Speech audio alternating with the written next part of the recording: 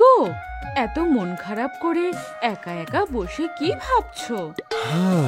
গিন্নি, বেটা শেয়ালের সাথে আমি কিছুতেই পেরে উঠছি না। ওর ঢের বুদ্ধি, বুঝলে? আর আমি মূর্খ বলে ও আমায় বারবার ফাঁকি দেয়। ওগো, বলছি আমার মাথায় একটা কথা বারবার ঘুরে ফিরে আসছে, বলবো? হ্যাঁ গিন্নি, বলো না, কি বলতে চাও? শিয়ালের তো খুব বুদ্ধি। আমাদের 7 ছানাকে যদি শিয়ালের কাছে লেখাপড়া শিখতে পাঠাই তাহলে কেমন হয়? চমৎকার চমৎকার প্রস্তাব দিয়েছ গিন্নি। এই বুদ্ধিটা তো আগে আমার মাথাতেই আসেনি।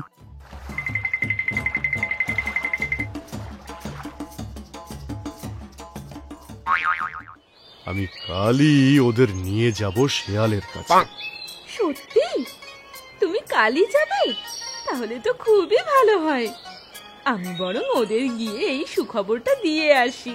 আরে চলো, আমরা একসাথেই যাই। হ্যাঁ, চলো।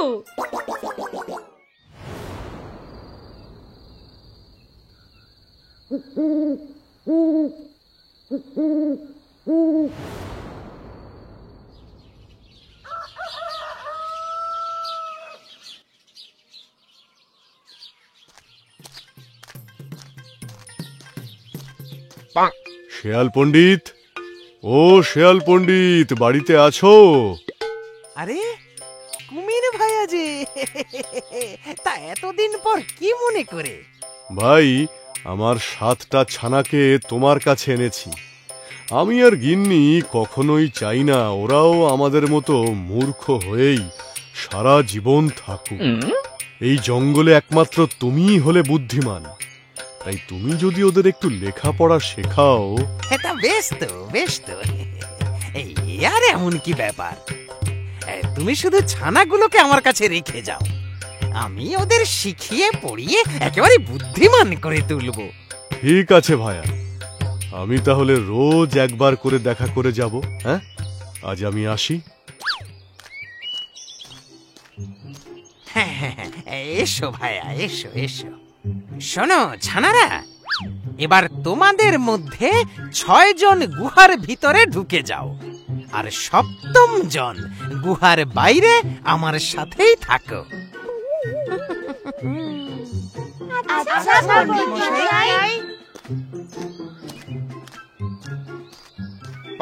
দেখে পড়ো তো বাপু। কানা কানহা গানা ঘানা, কেমন লাগে কুমির ছানা?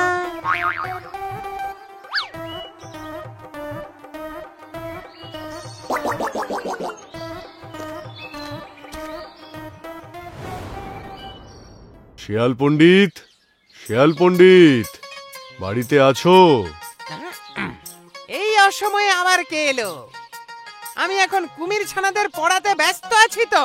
তাই নাকি ভাই? আমি শুধু একবার ওদের দেখতে এসেছি।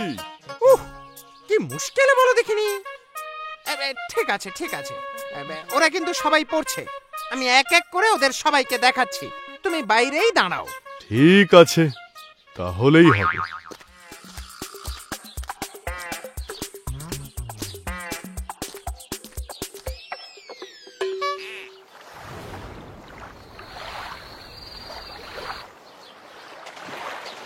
পরের দিন কুমির যখন তার ছানাদের দেখতে এলো, তখন শেয়াল এক এক করে ছানাদের গুহার বাইরে এনে কুমিরকে দেখালো। কিন্তু চালাক শেয়াল 6 নম্বর ছানাকে 2 বার দেখালো। বোকা কুমির কিছুই বুঝল না। কুমির চলে গেল।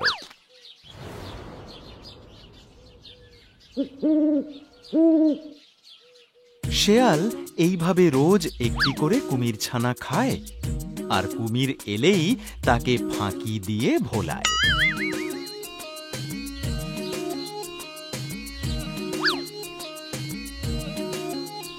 বোকা কুমির বুঝতেই পারে না যে তার ছানার সংখ্যা দিন দিন কমছে।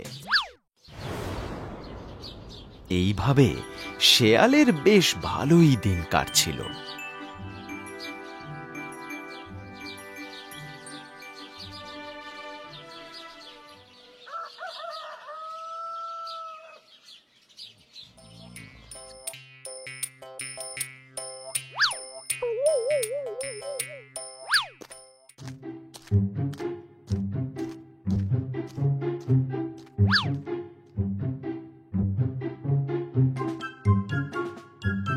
কিন্তু সপ্তম ছানাটাকেও খেয়ে নেওয়ার পর শিয়ালিনী শিয়ালকে বলল, কি গো, তুমি তো সপ্তম ছানাটাকেও খেয়ে ফেললে। ওদিকে কুমির এলো বলে, সকাল তো প্রায় হতে চায়। ও এলে ওকে কি দেখাবে? এখানে আর থাকা যাবে না, চলো আমরা বরং এই জঙ্গল ছেড়ে নদীর ওপারের বনটায় যাই। ওই বনটা অনেক বড়, কুমির আর আমায় কোনোদিনও খুঁজে বের করতে পারবে না।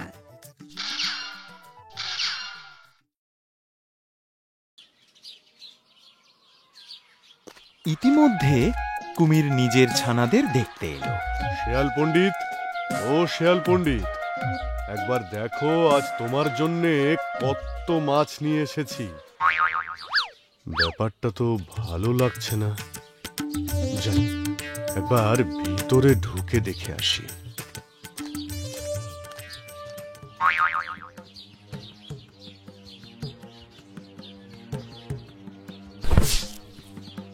গুহার ভিতরে ঢুকে কুমির কাউকেই খুঁজে পেল না। রাগে কুমিরের কান দিয়ে ধোঁয়া বেরোতে শুরু করলো।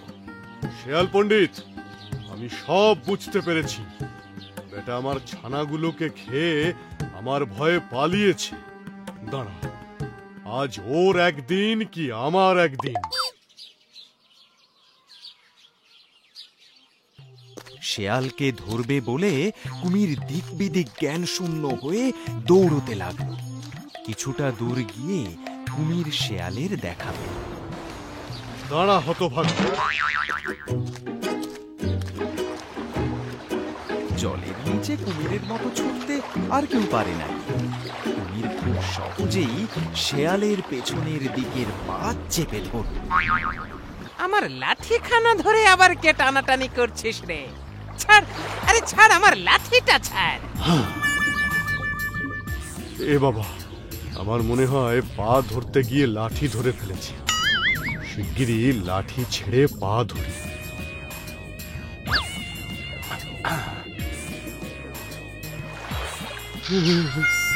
আজ তুই পালিয়ে গেলি, দাঁড়া, পরের দিন আমি তোকে ধরবই ধরবো।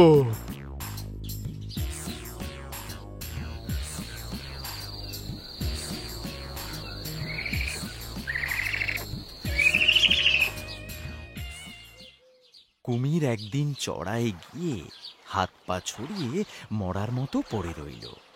শিয়াল আর শিয়ালিনী কচ্ছপ খেতে এসে দেখলো কুমির কেমন হয়ে পড়ে আছে। মরে গেছে, চল খাই গে। আরে রসো গিন্নি, একটু দেখে নি। এই বলে সে কুমিরের আরেকটু কাছে গিয়ে বলতে লাগলো, এটা দেখছি বড্ড বেশি মরে গেছে। অত বেশি মরাটা আমরা খাই না, যেগুলো একটু নড়ে চড়ে আমরা সেগুলোই খাই গিন্নি। ও আচ্ছা, এই ব্যাপার।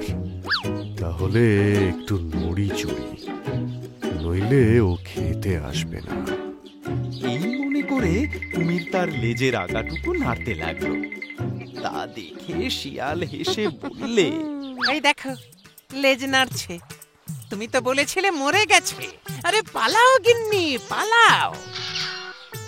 এই বলে শিয়াল আর তার বউ দৌড়ে সেখান থেকে পালিয়ে গেল। শয়তান, বড্ড ফাঁকি দিলি তো। আচ্ছা, পরের বারে তোকে মজা দেখাবো রে শিয়াল।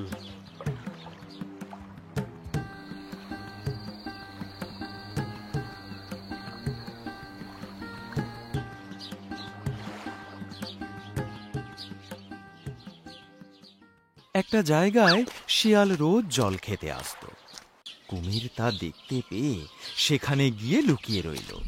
ভাবলো শিয়াল জল খেতে এলেই ধরে খাবে। সেদিন শিয়াল এসে দেখলো সেখানে একটাও মাছ নেই। অন্যদিন ঢের মাছ চলাফেরা করে। কি ব্যাপার, আজ সব মাছগুলো কোথায় গেল? বুঝেছি, এখানে ওই কুমির আছে।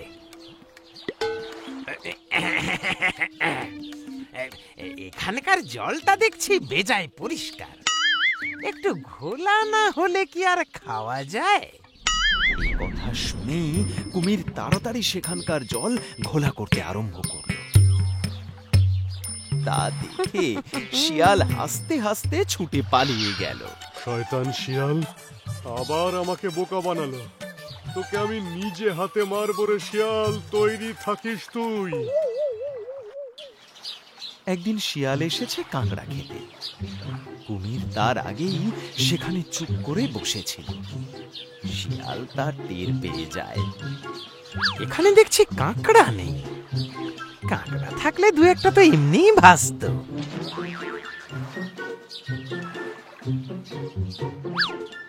অমনি কুমির তার লেজের আগাটুকু ভাসিয়ে দিল। কাজেই শিয়াল আর জলে নামলো না। শিয়াল দৌড়ে পালিয়ে গেল। এমনি করে বারবার শিয়ালের কাছে ঠকে গিয়ে শেষে কুমিরের ভারী লজ্জা হলো। শিয়াল আবার আমাকে বোকা বানালো গো, আমি আবার হেরে গেলাম। আমি আর আমার এই হেরো মুখ কাউকে দেখাতে পারবো না। তখন সে তার হেরো মুখ আর কাউকে দেখাবে না বলে ঘরের ভিতর গিয়ে খিল তুলল।